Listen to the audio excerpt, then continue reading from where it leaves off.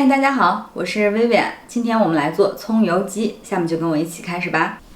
鸡腿提前洗净，褪去鸡毛，然后冷水下锅煮熟。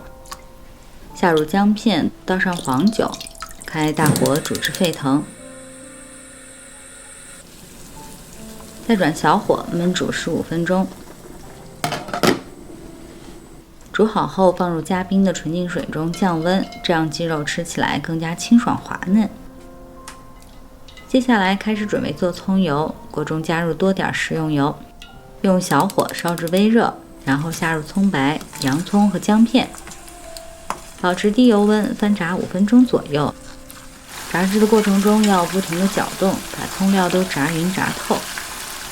接着再加入葱叶，继续炸3分钟。葱叶容易熟，一定要晚些下锅。最后呢，转中火，把葱料都炸至枯黄就可以关火了。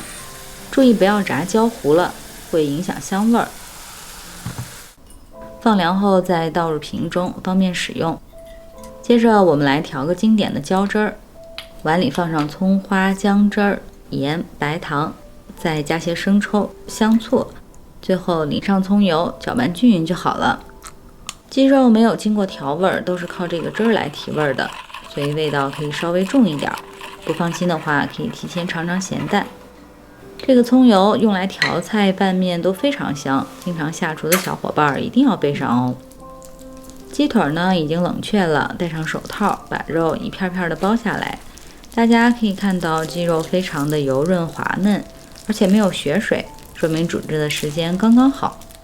脆骨的部分也熟了，一起掰下来，这个口感咔咔脆的，我很喜欢。鸡肉拆下之后放入盘中，码好造型，就像这样。